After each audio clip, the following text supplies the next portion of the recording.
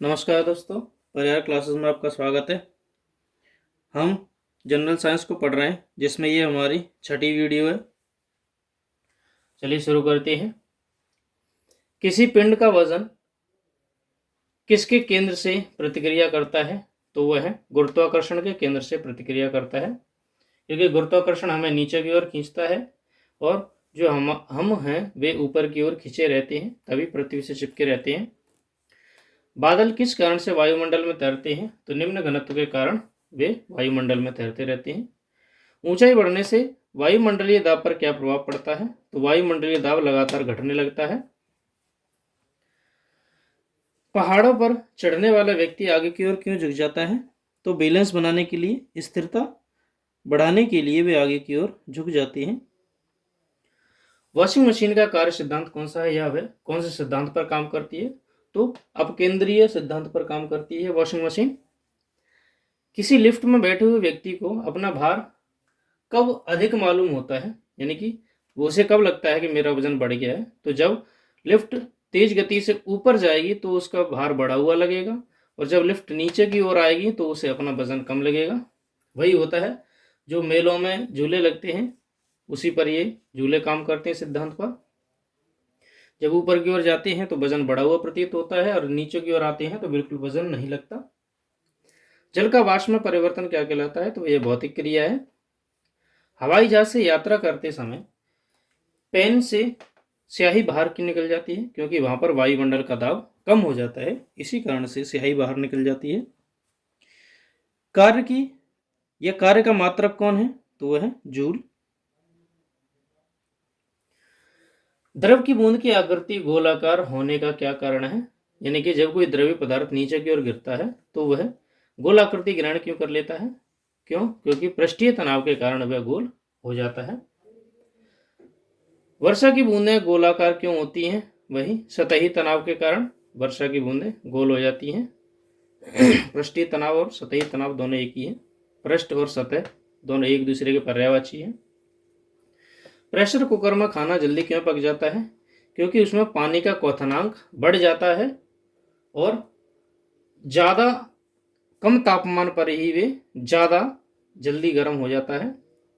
बारिश की बूंदें किसके कारण गोल होती हैं? तो वही पृष्ठीय तनाव के कारण गोल हो जाती हैं। धातु की शुद्धता का निर्धारण किसकी सहायता से किया जाता है? तो वह है आर्किमिडीज के सिद्धांत के द्वारा। वॉशिंग मशीन किस सिद्धांत पर कार्य करती है? अब केंद्रीय सिद्धांत यह पढ़ चुके हैं। न्यूटन सेकंड किसका मात्रक है? तो संवेग का, मोमेंटम का मात्रक है न्यूटन का सेकंड। गुरुत्वीय त्वरण का मान कितना होता है? पृथ्वी पर स्थान के अक्षांश पर निर्भर करता है कि उसका गुरुत्वीय मान कितना होगा।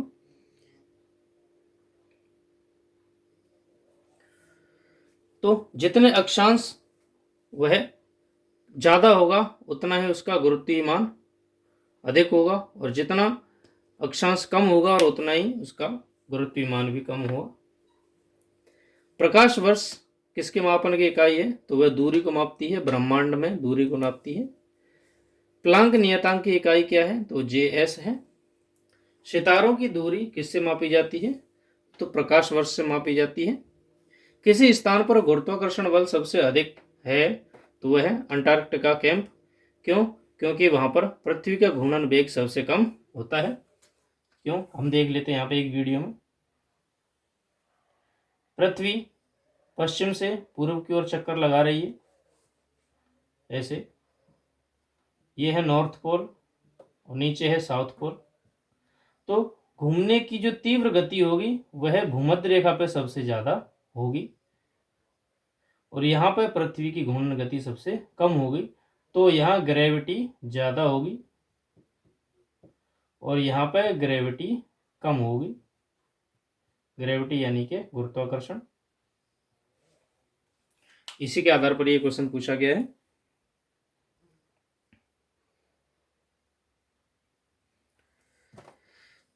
वॉशिंग मशीन किस सिद्धांत पर काम करती है? हम देख चुके हैं, अपकेंद्रीय सिद्धांत पर। कार्य करने की क्षमता को क्या कहते हैं? उसे शक्ति कहते हैं। तूफान से घरों की छत क्यों उड़ जाती है? तो बर्नौलीज के सिद्धांत के कारण क्या होता है, उनमें वैक्यूम क्रिएट हो जाता है।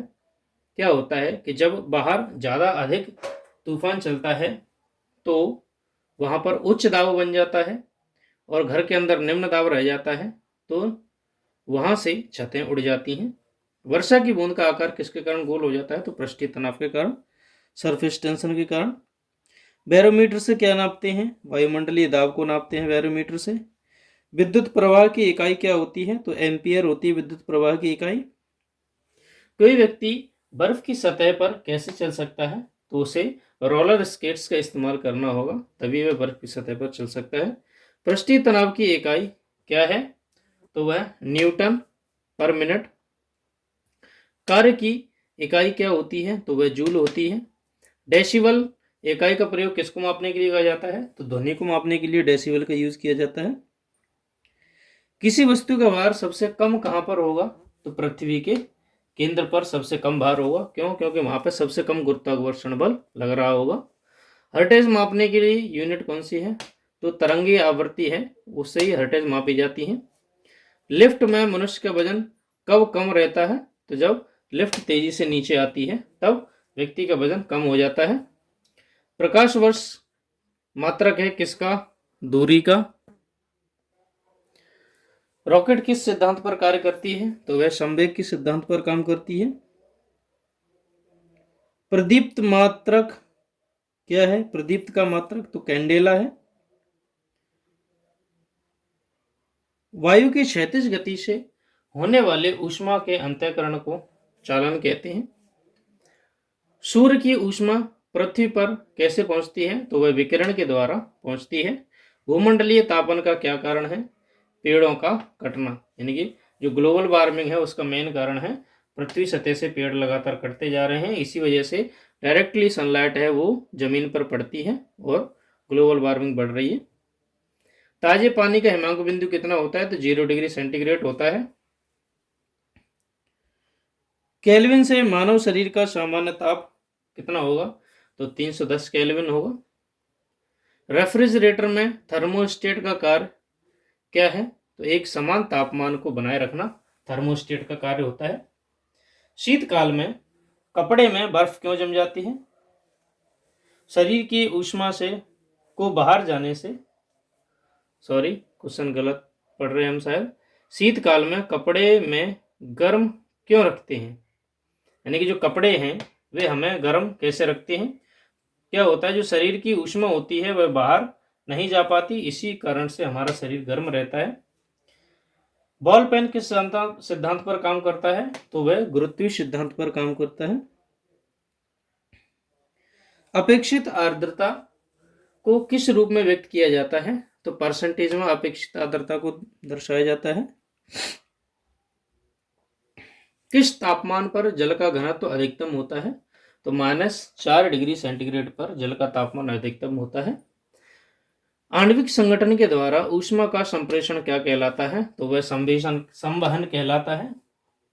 दो रेलों के मध्य जोड़ पर एक छोटा सा स्थान क्यों छोड़ा जाता है, क्योंकि धातु गर्म करने पर फैलती है तथा ठंडी होने पर सिकुड़ जाती है, तो जो रेल पटरियां होती हैं उनके बीच में थोड़ा सा स्थान छोड़ दिया जाता है। अत्यधिक शीत ऋतु में पहाड़ों पर पानी की पाइप लाइनें क्यों फट जाती हैं, क्योंकि पाइपों में पानी जमने से फैलता है। पानी जब जमता है तो उसका जो व्यास है या क्षेत्रफल है उसमें वृद्धि होती है, क्योंकि पानी के उस पाइपों में पानी चल रहा होता है और वह चलते चलते पानी जम जाता है और व्यास फैलने से या उनमें उनका क्षेत्रफल फैलने से पाइपें फट जाती हैं। विकिरण पैरोमीटर से कितना तापक्रम मापा जा सकता है, तो -500 डिग्री सेंटीग्रेड तक या उससे ऊपर मापा जा सकता है। पानी का त्रिगुणात्मक बिंदु कितना होता है, तो वो है 273.16 डिग्री केल्विन। इंसोलेशन यानी कि आपतन का अर्थ क्या है, आने वाली सौर विकिरण, उसे ही इंसोलेशन कहते हैं। तो आज की वीडियो में सिर्फ इतना ही। वीडियो को अंत तक देखने के लिए धन्यवाद। Thank you.